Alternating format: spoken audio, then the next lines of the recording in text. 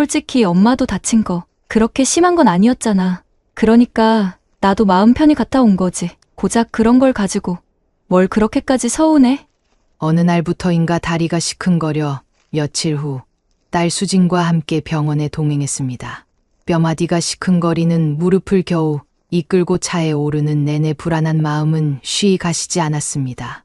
지난번 병문안조차 오지 않았던 딸에게 간신히 부탁하여 온 길이었지만 어딘가 차가운 기운이 감돌았습니다. 시청해주신 여러분들 행운이 대박 나시길 기원하며 구독과 좋아요 한 번씩 부탁드립니다. 여러분의 작은 행동이 제겐 큰 힘이 됩니다.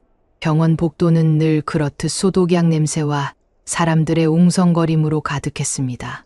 수지는 휴대폰만 들여다볼 뿐 제 옆에 앉아 불편해하는 저에게는 눈길 한 번 주지 않았습니다. 괜스레 초조해져서 옆모습만 바라보는데 그때였습니다. 지난번 병원에 홀로 입원해 있을 때부터 줄곧 맴돌던 질문이 목구멍까지 차올랐습니다. 참아 뱉어낼 용기가 없어 삼키고 또 삼켰던 그 질문을 이제는 더 이상 참을 수 없었습니다. 조심스럽게 입을 열었습니다. 수진아, 지난번에 엄마가 다쳐서 수술하고 병원에 입원했을 때 도대체 무슨 중요한 일이 있어서 병문안도 못 온 거니? 제 질문에 수지는 휴대폰을 하던 손을 멈추더니 마치 귀찮다는 듯 짧게 한숨을 쉬었습니다. 엄마 또 그 얘기야? 그 한마디에 심장이 쿵 하고 내려앉았습니다. 꾹꾹 눌러 담았던 서운함이 한꺼번에 터져 나올 것 같았습니다. 하지만 애써 감정을 억누르며 다시 말했습니다. 그때 너무 서운했어. 아무리 그래도 그땐 와야 하는 거 아니었니? 너는 친엄마가 아파서 병원에 누워있는데도 발걸음 한 번 하지 않았잖니. 딸은 잠시 망설이다가 제 눈치를 살피며 겨우 입을 열었습니다. 엄마, 사실 그때 시댁 식구들이랑 동남아로 여행 갔었어. 그 말을 듣는 순간 제 머릿속은 새하얗게 변했습니다. 마치 망치로 머리를 한 대 맞은 듯한 충격이었습니다. 숨이 멎는 것 같았고 귀를 의심했습니다. 몇 번이고 되뇌어 물었습니다. 뭐? 그러니까 내 말은 엄마가 병원에 입원해 있을 때 너는 시댁이랑 해외여행을 갔다는 거야? 제 목소리는 이미 떨리고 있었습니다. 믿고 싶지 않은 현실이었습니다. 수지는 여전히 변명하듯 말했습니다. 어?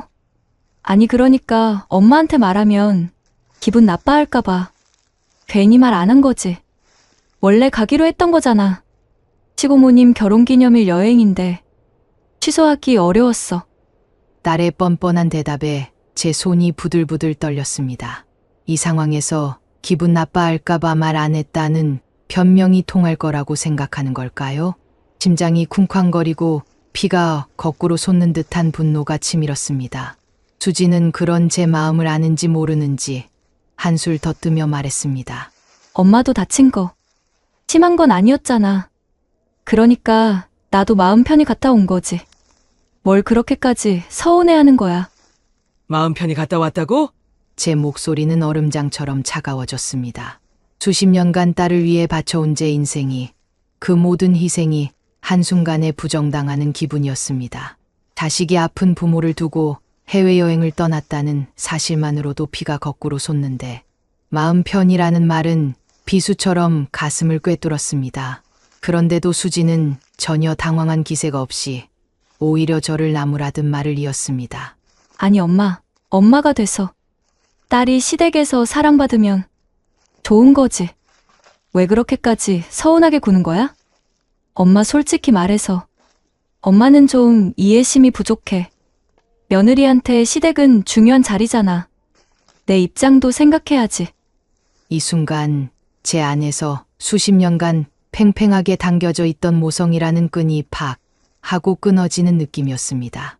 억울함과 분노가 뒤섞여 목구멍까지 차올랐지만 겨우 억눌렀습니다. 대신 싸늘한 목소리로 물었습니다. 그래도 이건 경우가 아니잖아. 너는 내 엄마가 입원했는데 걱정도 안 됐니? 집수년을 키워준 친엄마한테 마음 편히 놀다 왔다는 게 할 소리야? 제 말에도 수지는 눈 하나 깜박하지 않았습니다. 오히려 저를 이해하지 못하겠다는 듯 말했습니다. 아, 엄마는 내 친정이잖아. 내가 언제 엄마한테 막대한 적 있어? 친정이니까 좀 편하게 하는 거지. 그걸 가지고 이렇게까지 화낼 일이야? 편하다는 이유로 저를 무시하고 함부로 대했다는 딸의 말에 심장이 다시 한번 쿵 내려앉았습니다. 그럼 그동안 제가 겪었던 모든 서운함과 무시는 그저 편하게 대하는 것에 불과했다는 말인가요?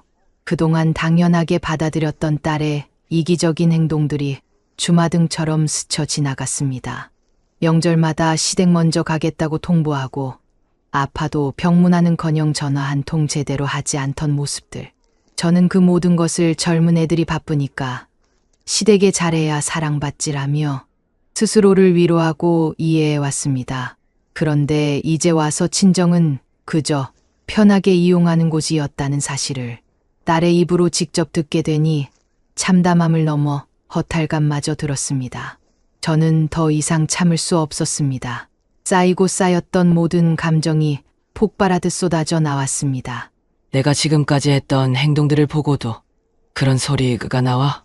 그래서 너는 내 친정엄마가 허리가 부러져서 병원에 입원해도 시댁과 여행이 먼저였다는 거잖아, 맞지? 제 분노에 찬 목소리에도 수지는 오히려 저를 예민하게 몰아갔습니다. 엄마 진짜 왜 이렇게 예민하게 굴어? 엄마는 좀 참아야 해. 나보고 참으라고? 그래, 엄마는 내 생각 안 하고 맨날 서운하다는 얘기만 하고 내가 시댁 잘 챙기는 게 그렇게 못마땅해? 너는 시댁엔 그렇게 잘하면서 나는 내가 와서 밥 한 끼라도 챙겨준 적 있니? 아니면 먼저 병원이라도 한 번이라도 같이 가줘봤니? 내가 나한테 해준 게 도대체 뭐가 있는데 나보고 다 참으라 하니? 제 절규에 가까운 말에도 수지는 놀라운 한마디를 내뱉었습니다. 엄마 진짜 왜 이렇게 피해의식 있어? 엄마도 딸이었으면서 딸은 결혼하면 시댁이 먼저야. 그 순간 제 두 손을 꽉 쥐었습니다. 피가 통하지 않을 정도로 꽉 쥐고 또 쥐었습니다. 피해 의식이라니요. 제가 딸에게 바란 것은 거창한 효도가 아니었습니다. 그저 엄마가 아플 때 한 번이라도 걱정해주는 따뜻한 마음, 가끔이라도 먼저 찾아와 안부를 묻는 작은 관심, 그 정도였습니다. 하지만 딸은 그것조차 피해의식으로 치부하며 저의 존재를 부정했습니다. 평생을 딸을 위해 바친 제 삶이 송두리째 흔들리는 기분이었습니다. 이대로라면 저는 딸에게 더 이상 아무것도 아닌 존재가 될 것 같았습니다. 아니, 이미 그렇게 되어버린 것 같았습니다. 눈앞이 캄캄해졌고 세상에 저 혼자 남겨진 듯한 외로움과 서러움이 밀려왔습니다. 수지는 제가 아무 말도 하지 않자 오히려 눈치를 살피며 말했습니다. 아, 엄마 또 기분 상했어?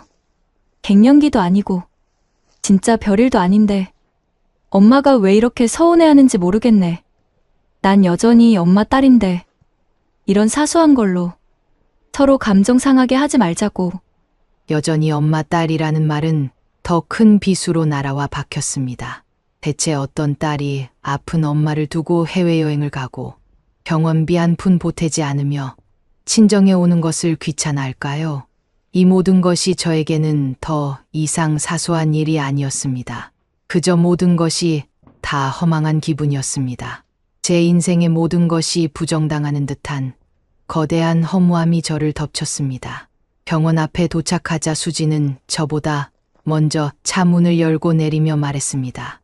그녀 역시 기분이 상한 듯 말투에는 짜증이 역력했습니다. 엄마, 나 바빠서 가볼게. 진료받고 약 타면 택시 타고 알아서 집에 가. 그리고는 뒤도 돌아보지 않고 가버렸습니다. 저는 멍하니 딸의 뒷모습을 바라보았습니다.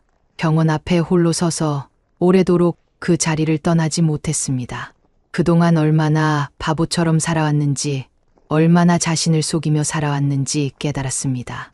딸은 결혼하면 남이라는 말이 그때는 믿기지 않았는데 이제는 뼛속 깊이 사무쳤습니다. 그동안 한 번도 자신을 돌아보지 않고 오직 딸을 위해 살아오셨는데 정작 자신이 도움이 필요한 순간에는 이렇게 외면당하는 것이 이해되지 않았습니다.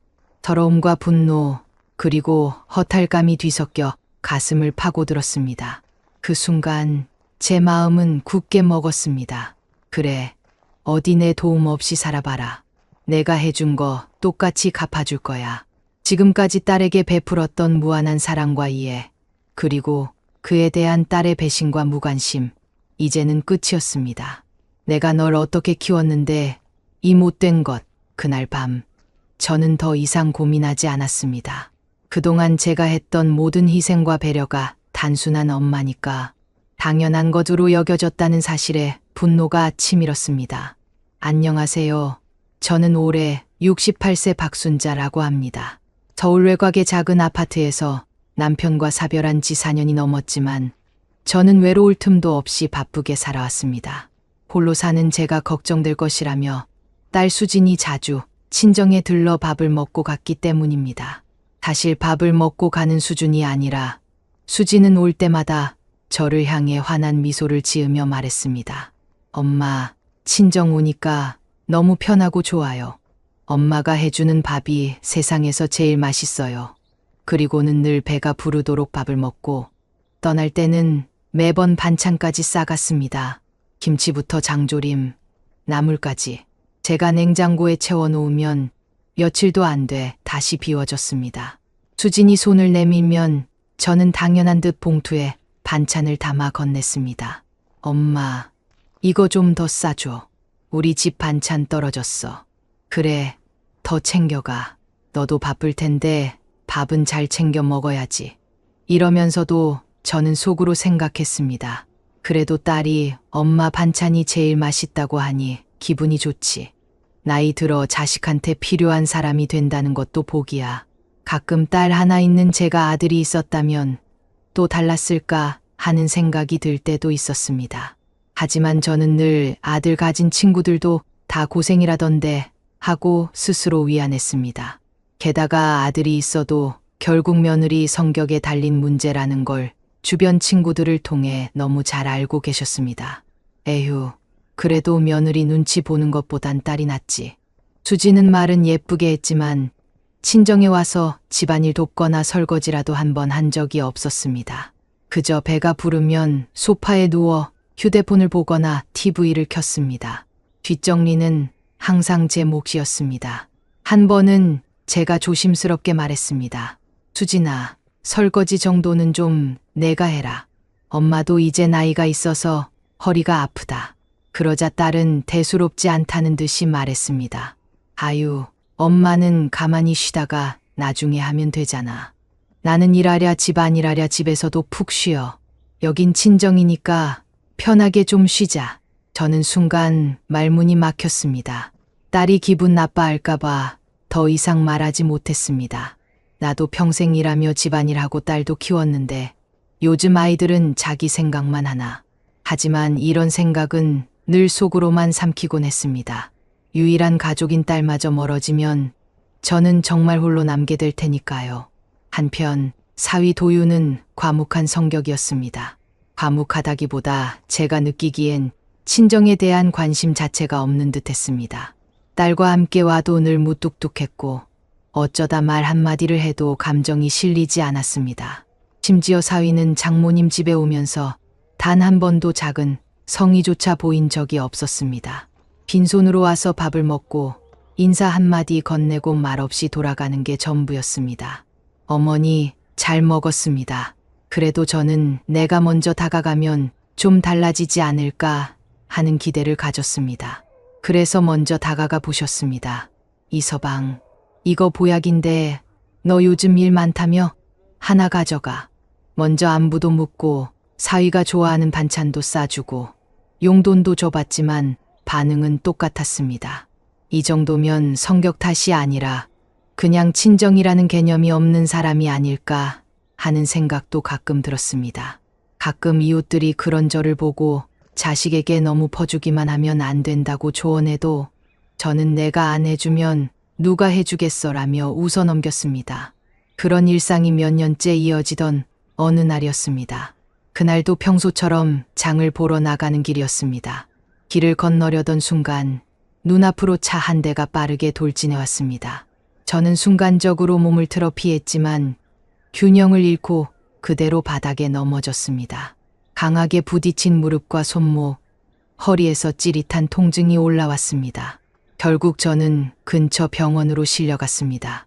다행히 생명에는 큰 지장이 없었지만 저는 연세도 있으시고 원래 허리와 무릎 등이 좋지 않은 상태셨기에 무릎 타박상과 허리 염좌로 며칠간 입원해야 한다는 진단이 나왔습니다. 저는 병상에 누운 채로 딸에게 전화를 걸었습니다.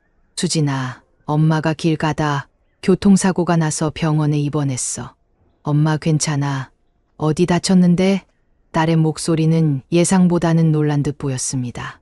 허리가 좀 많이 아프네. 최소 며칠은 입원해야 할 것 같아. 그러자 딸이 잠시 머뭇거리더니 말했습니다. 엄마, 나 이번 주에 아주 중요한 볼일이 있어서 미리 정해진 거라 미루기도 어려울 것 같아. 저는 순간 당황했습니다. 아무리 그래도 잠깐이라도 병문안도 못 와. 저는 사고로 병원에 입원하자 딸에게 의지하고 싶은 마음이 굴뚝 같았습니다. 그동안 몸이 아파도 혹시나 딸이 걱정할까봐, 힘들어할까봐 아픈 내색도 안 하고 사셨는데 안 된다는 딸에게 이렇게 부탁하는 것은 제 인생 처음 있는 일이었습니다. 저는 마음속으로 생각했습니다. 그래도 제 엄마가 처음으로 이렇게 부탁하는데 병문안 정도 놔주지 않을까? 그러자 딸이 짧은 한숨을 쉬며 말했습니다. 엄마 미안해. 대신 퇴원하면 내가 모시고 갈 테니 맛있는 거라도 먹으러 가자. 응? 저는 그래. 그럴 수도 있지. 갑자기 사고가 났는데 미리 잡힌 중요한 일정이라니까 이해해야지라고 생각했지만 마음이 편치 않았습니다. 아무리 그래도 나이 60이 다 되어가는 어머니가 다쳐 입원했는데 못 온다는 게 말이 되나? 그래도 공연히 서운해하지 말자. 젊은 사람들은 바쁘니까 하고 스스로를 달래보셨지만 이미 상처받은 마음은 쉽게 가라앉지 않았습니다. 그로부터 1시간 뒤 사위에게서 짧은 문자 하나가 도착했습니다. 어머니, 몸조리 잘하세요. 그걸 보는 순간 저는 힘없이 휴대폰을 내려놓았습니다. 에휴, 안 보내느니만 못하네. 그래도 저는 마음 한편에서 희망을 버리지 않았습니다. 혹시 딸이 늦게라도 병문안을 올 수도 있지 않을까 하고 말이죠. 하지만 퇴원하는 날까지 딸과 사위는 병원에 오지 않았습니다. 그리고 딸은 전화 한 통으로 통쳤습니다. 엄마, 퇴원 축하해. 몸은 좀 어때? 많이 아파? 다행이네. 엄마는 원래 회복이 빠르잖아. 알겠어. 그럼 나중에 또 연락할게. 저는 매일 아침 딸의 방문을 기대했지만 결국 그 기대는 허망하게 무너졌습니다. 주변 병실의 다른 노인분들은 자식들이 돌아가며 병문안을 오는 모습을 보며 저는 점점 더 외로움을 느끼셨습니다. 결국 저는 혼자 퇴원 수속을 마치시고 홀로 택시를 잡아 집으로 돌아오셨습니다. 차가운 병원 문을 나서면서 저는 속으로 되뇌었습니다. 마치 혼자가 된 기분이네. 딸은 결혼하면 남이라는 말 그때는 안 믿었는데 서러움이 가슴을 파고들었습니다. 그동안 한 번도 자신을 돌아보지 않고 오직 딸을 위해 살아오셨는데 정작 자신이 도움이 필요한 순간에는 이렇게 외면당하는 것이 이해되지 않았습니다. 퇴원 후 저의 일상은 여전했습니다. 하지만 몸은 나아졌지만 마음은 전과 같지 않았습니다. 며칠이 지나도 딸에게서 식사를 대접하겠다는 감감무소식이었습니다. 그렇지만 언제 밥은 사줄 거냐고 제가 직접 묻기엔 뭔가 자존심도 상하고 부끄러워 차마 말하지 못했습니다. 병원비도 역시 모두 제가 해결했습니다. 사실 병원비가 그리 큰 금액은 아니었습니다. 그렇지만 딸이 말이라도 엄마 병원비는 내가 낼게라고 말했다면 얼마나 좋았을까 싶었습니다. 하지만 딸은 지금까지 한 번도 그런 적 없었고 저는 자식에게 돈 얘기를 꺼내기도 민망의 말을 꺼내지 못했습니다. 그렇게 쌓여가는 서운함 속에 저는 점점 지쳐갔습니다. 그러던 중 저에게 충격적인 일이 발생하고 말았습니다. 어느 날 저는 우연히 카카오톡을 보다가 사돈댁의 프로필 사진이 바뀐 것을 보게 되었습니다. 친구 목록 상단에 사돈댁의 프로필이 뜨자 아, 오늘이 사돈 생신이시구나 하고 무심코 프로필 사진을 클릭했습니다. 그 순간 한 사진을 보고 제 손이 덜덜 떨렸습니다. 사진 속에는 사돈댁과 딸 수진이 활짝 웃고 있었고 화려한 케이크와 선물 상자 그리고 사돈댁이 들고 있는 두툼한 돈봉투가 보였습니다. 그 아래엔 사돈댁이 남긴 메시지가 보였습니다. 우리 며느리가 최고다. 요즘엔 딸보다 며느리지. 순간 제 가슴이 철렁 내려앉았습니다. 딸이 엄마 몸은 좀 어때? 라는 짧은 카톡 한 줄을 보낸 것과 대조되는 상황이 머릿속을 스쳤습니다. 다시는 이번에도 병문안 한 번 안 왔던 딸이 시댁에는 생일을 챙겨주러 직접 찾아갔고 심지어 선물과 용돈까지 챙겨줬다는 사실이 도저히 믿기지 않았습니다. 눈앞이 흐릿해지고 심장이 격렬하게 뛰기 시작했습니다. 제가 지금 보고 있는 것이 현실이 맞는지 몇 번이고 확인했지만 선명하게 박힌 글자와 사진은 저를 조롱하는 듯했습니다. 내 딸이 나에게는 그랬으면서 시댁에는 이렇게까지 하는구나. 배신감과 함께 억누를 수 없는 분노가 치밀었습니다. 저는 그 자리에서 딸에게 전화를 걸었습니다. 손가락이 떨려 번호를 누르기도 힘들었습니다. 겨우 연결된 전화 너머로 딸의 목소리가 들렸습니다. 수진아, 너 오늘 시댁 갔니? 시어머님 생신이라서. 엄마가 어떻게 알았어? 딸은 당황한 듯 더듬거리다가 곧 대수롭지 않다는 듯이 말했습니다. 사돈댁이 사진 올린 거 봤어? 케이크에 용돈에 엄청 잘 챙겨 드린 것 같네. 제 목소리는 담담했지만 속에서는 이미 분노가 활활 타오르고 있었습니다. 그럼 우리 시댁은 생일 같은 거 다 같이 모여서 축하해줘. 형님네도 오고 다들 모이니까 안 갈 수가 없지.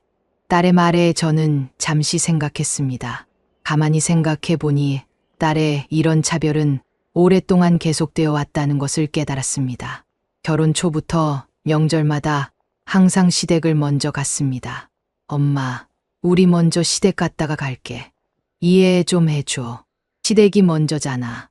그때마다 저는 그래, 너도 시댁에 잘해야 사랑받지라며 가끔은 서운했지만 그저 그래 알았다라며 이해하고 넘어갔습니다. 오히려 친정이 딸한테 더 편해서 그러는 것이라며 스스로를 위로하기도 했죠. 그러나 생각해보니 그것은 착각이었습니다. 저는 작년 설날 당일을 떠올렸습니다. 아니, 얘는 언제 온다는 말도 없고 연락은 왜 안 받아? 이번 명절엔 못 오는 건가? 처음부터 정확히 몇 시에 온다는 연락도 없었습니다. 그러나 딸이 올 것이라는 희망을 놓지 못하고 그저 기약 없이 기다렸습니다. 그날 저녁 저는 혼자 밥상을 차려 TV를 켜놓고 앉았습니다. 딸과 사위를 위해 식탁에 차려놓은 음식은 다시 식어갔습니다. 떡국을 끓였지만 밥 한 숟갈 뜨기가 힘들었습니다. 저는 그때부터 서운함이 쌓이기 시작했지만 특히 이번 사건을 통해 확실히 깨달았습니다. 딸은 친정과 시댁을 차별하는구나. 딸은 시댁에게는 사랑받기 위해 노력하면서 친정 어머니가 병원에서 다쳤을 때도 퇴원 후에도 명절에도 생일에도 단 한 번도 제 엄마를 위해 먼저 배려한 적이 없었습니다.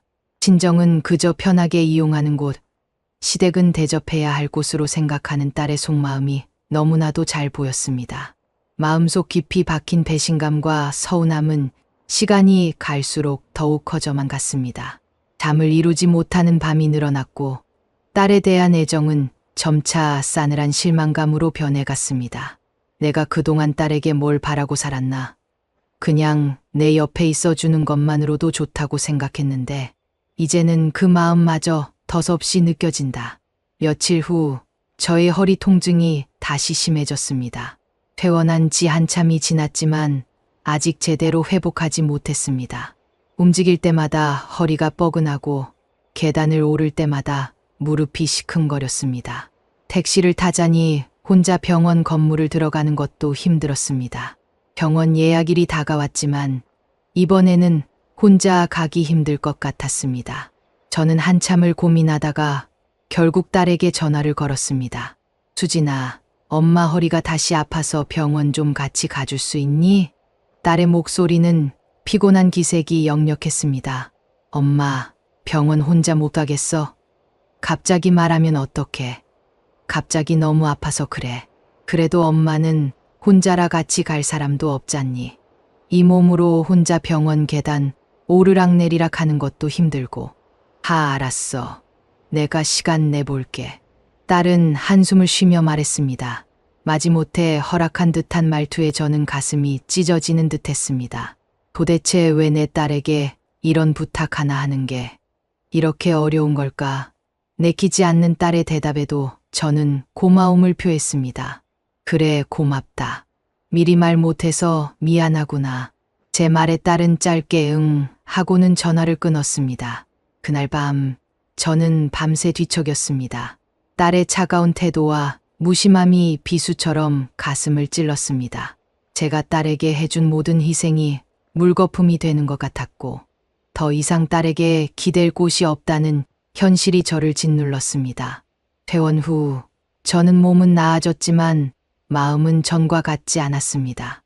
매일 아침 딸의 방문을 기대했지만 그 기대는 허망하게 무너졌습니다.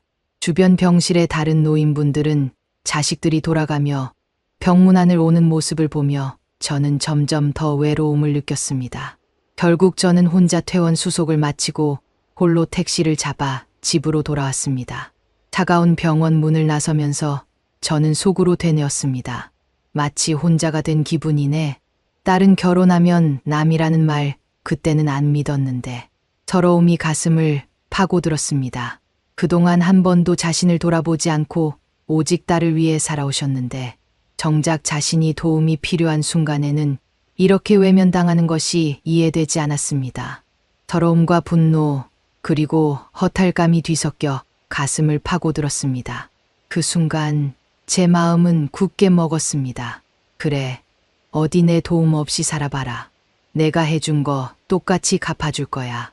지금까지 딸에게 베풀었던 무한한 사랑과 이해, 그리고 그에 대한 딸의 배신과 무관심, 이제는 끝이었습니다. 내가 널 어떻게 키웠는데 이 못된 것, 그날 밤 저는 더 이상 고민하지 않았습니다. 그동안 제가 했던 모든 희생과 배려가 단순한 엄마니까 당연한 것으로 여겨졌다는 사실에 분노가 치밀었습니다. 딸에게 전화를 걸면서도 손이 떨렸습니다. 마음은 이미 굳혔지만 딸에게 등을 돌린다는 것이 쉬운 결정은 아니었습니다. 벨이 몇 번 울리자 딸이 피곤한 목소리로 전화를 받았습니다. 엄마, 무슨 일이야? 마치 아무 일도 없었다는 듯한 목소리였습니다. 수진아, 나도 이제 참을 만큼 참았다. 엄마도 너무 힘들어. 나 이제 자식 하나 없는 셈 치려고. 전화 너머로 딸의 놀란 목소리가 들려왔습니다. 엄마, 그게 무슨 소리야? 앞으로 내 집에 찾아오지 마라. 너희 줄 반찬도 없고 가정부처럼 청소도 안 해줄 거야. 그리고 내 신혼집 전세금, 그것도 돌려줬으면 해. 그제야 딸은 당황한 듯한 기색을 보였습니다. 제 목소리가 이렇게 단호한 적이 없었죠. 엄마, 갑자기 왜 그래? 갑자기? 다 내가 나한테 한 짓이 돌아온 거지. 내가 아파서 병원에 누워있을 땐 시댁이랑 여행 가더니 이제 와서 친정은 필요해졌냐? 아니, 그게 엄마. 나도 사정이 있었잖아. 그 말에 저는 분노를 참을 수 없었습니다. 그래, 사정 있었지. 내 시댁 사정. 시댁 사정이 그렇게 중요했으면 이제 내 친정은 사정 볼 필요도 없겠네. 엄마 너무해. 나 진짜 서운해요. 저는 쓴웃음을 지었습니다. 너는 나 서운하게 해놓고 내가 서운한 건 생각하니? 엄마, 난 그냥... 저는 딸의 말을 자르며 단호하게 말했습니다. 수진아, 제 목소리는 싸늘했습니다. 며느리가 돼서 시댁을 잘 챙기는 거, 나도 내 딸이 시댁에서 사랑받는 것도 좋아. 하지만 너는 단단히 잘못 생각하고 있어. 그게 몇십 년 너를 키워준 엄마를 무시하라는 얘기가 아니잖아. 적어도 시댁 챙기는 것의 반이라도 내 생각을 해줬다면, 나에게 고마움이 있다면 너는 이렇게 할 순 없었어. 나도 더 이상 너한테 기대 안 한다. 내 시댁 잘 챙기면서 살아라. 우리 이제 남처럼 지내자. 전화기 너머로 딸의 다급한 목소리가 들렸습니다. 엄마, 제발 뚝. 통화가 끊겼습니다. 딸이 절박하게 외쳤지만 저는 미련 없이 전화를 끊었습니다. 이제 정말 끝이다. 저는 한숨을 내쉬고 휴대폰을 내려놓으며 다짐했습니다. 앞으로 딸이 다시 찾아와도 절대 문을 열어주지 않을 작정이었습니다. 그날 밤 저는 곧장 현관문 비밀번호를 바꾸고 전화기도 꺼버렸습니다. 그리고 오랜만에 편안한 잠을 청했습니다. 휴대폰을 잠시 켜보니 수십 개의 메시지와 부재중 전화가 수십 개 쌓여 있었습니다. 대부분 딸에게서 온 것이었습니다. 그리고 그날 오후 딸에게서 또다시 전화가 왔습니다. 엄마, 사위랑 집으로 갈게. 우리 얘기 좀 해요. 딸의 말에 저는 어이가 없었습니다. 너, 엄마가 한 말 그새 다 잊었어. 엄마 아직 나한테 화난 거야. 그래도 하나뿐인 딸이잖아. 근데 엄마 반찬 아직 남아있지. 우리 반찬 다 떨어졌어. 저는 이번엔 조용히 웃으며 대답했습니다. 아, 나 바빠서 안 되겠다. 여행 가느라 집에 없을 거야. 여행. 갑자기 딸의 놀란 목소리가 들려왔습니다. 저는 여유롭게 대답했습니다. 그래, 이제 슬슬 나도 내 인생 좀 즐겨야지. 전화기 너머 딸이 당황한 기색이 역력했습니다. 아니, 엄마, 그래도 우리가 친정 가겠다는데 갑자기 어디를 간다는 거야. 내가 그랬잖아. 엄마는 참아야 한다고. 그러니까 나도 내가 더 이상 시댁 잘 챙기고 친정 무시하는 거 더 이상 뭐라고 안 할게. 대신 너도 친정에서 쌀 한 톨이라도 받을 생각하지도 마. 엄마, 그게 무슨 말이야? 그때 한 말이 진짜였어. 딸의 목소리에는 불안함이 묻어났습니다. 저는 단호하게 대답했습니다.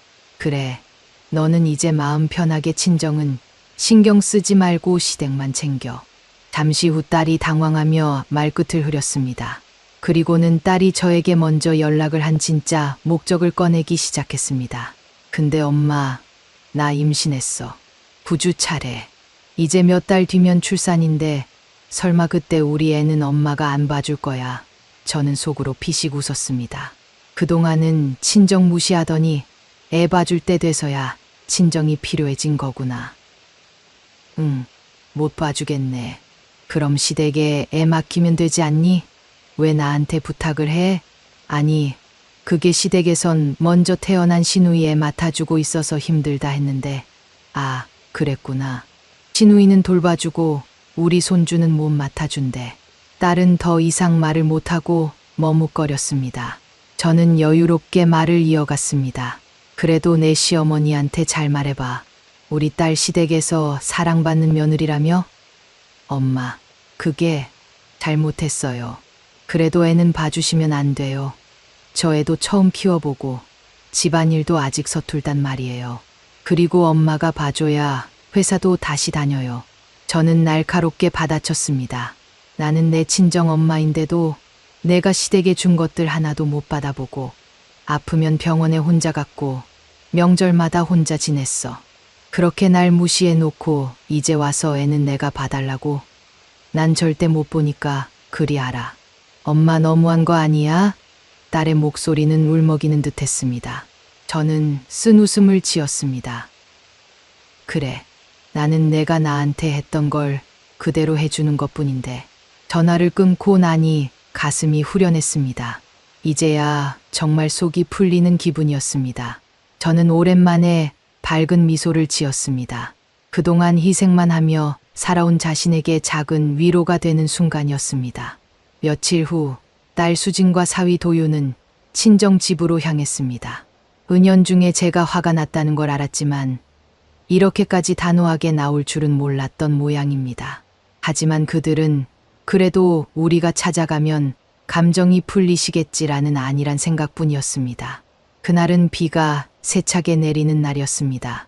딸과 사위는 우산을 쓰고 제 아파트 현관 앞에 섰습니다. 엄마, 우리 왔어요. 제발 문 좀 열어줘요. 수지는 문 앞에서 익숙하게 비밀번호를 눌렀습니다. 삑삑삑. 비밀번호가 다릅니다.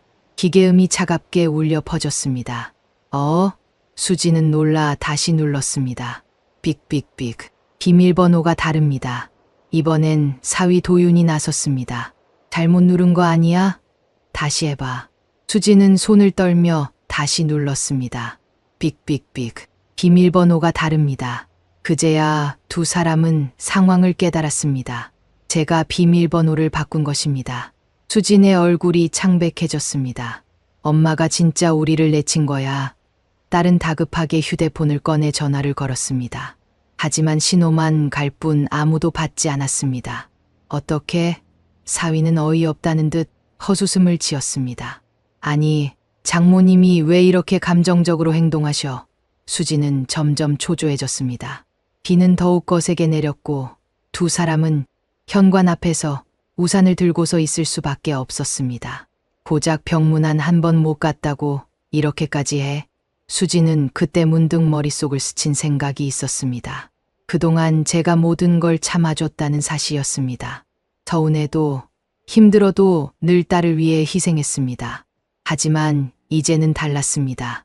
엄마가 진짜로 등을 돌린 것입니다. 이제 어떡할 거야? 계속 여기서 기다릴 거야.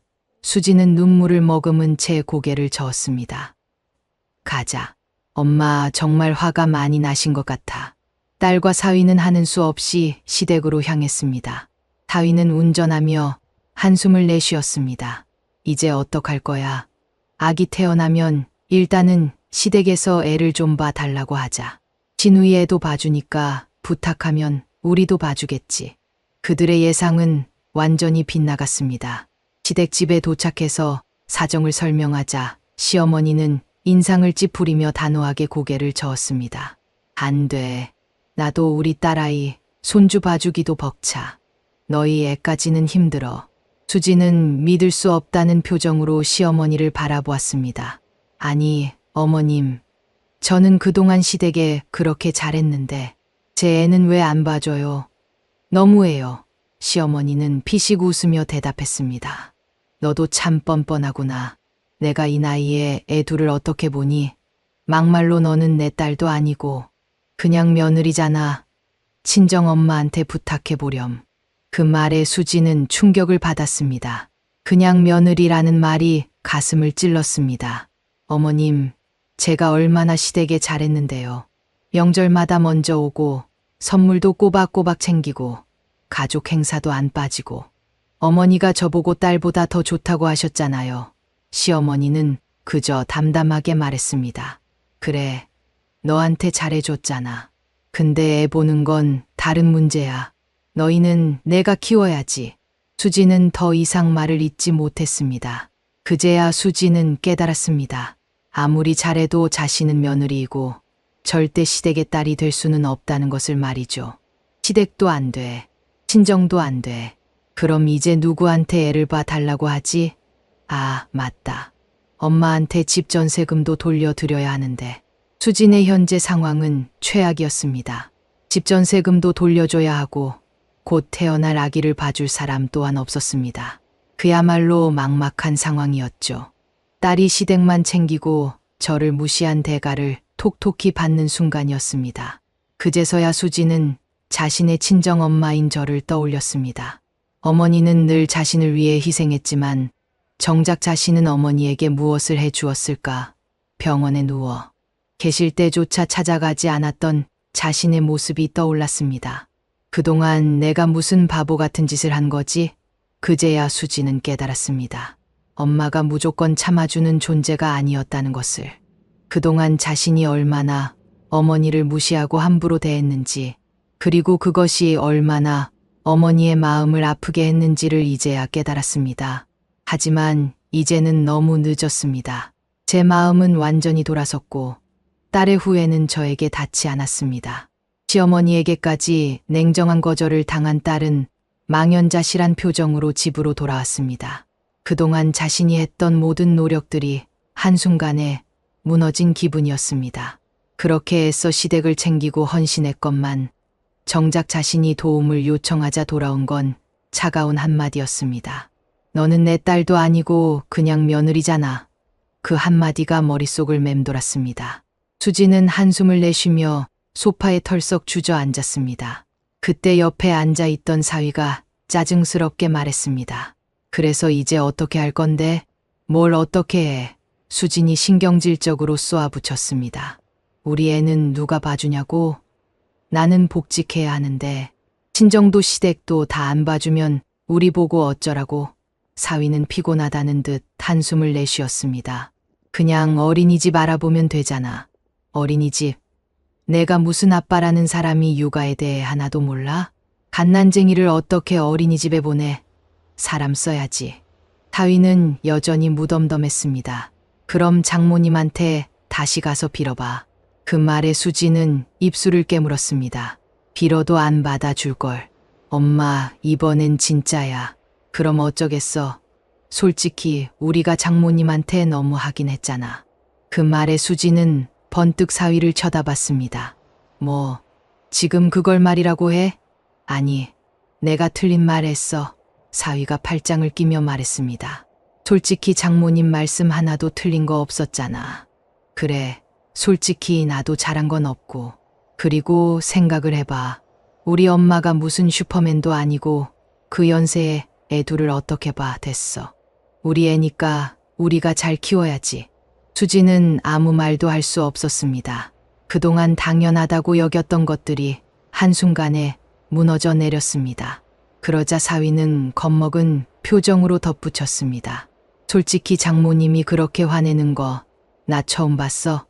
착한 사람이 화내면 더 무섭다니까. 진짜 소리치시는데 등에 땀이 쫙 나서 한마디도 못하겠더라. 수지는 그제야 깨달았습니다. 제가 참을 만큼 참았다는 걸 말이죠. 눈앞이 깜깜해졌습니다. 수지는 복직을 미루고 아이를 키우는데 전념하기로 했습니다. 하지만 현실은 생각보다 훨씬 가혹했습니다. 그동안 자신이 집안일을 잘하는 줄 착각하고 살았습니다. 실제로는 친정엄마인 제가 도와줬기에 자신이 힘든 줄 몰랐던 것뿐이었습니다. 허리 한 번 필 시간도 없네. 아이는 2시간에 한 번씩 깨고 집안일은 끝이 없었습니다. 싱크대에는 설거지가 가득 쌓이고 세탁물은 손도 못 대고 쌓여갔습니다. 자신이 평소에 남편보다 잘한다고 믿었던 집안일도 저희 손길이 없으니 엉망이었습니다. 이제 알았습니다.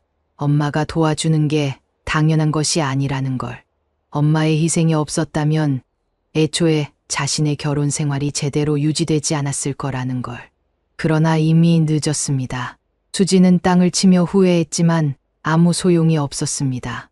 그날 이후 저는 단 한 번도 딸과 사위의 연락을 받지 않았습니다. 초인종을 눌러도 문을 열어주지 않았고 전화가 와도 받지 않았습니다. 처음엔 딸도 애원하듯 전화했지만 점점 연락이 뜸해졌습니다.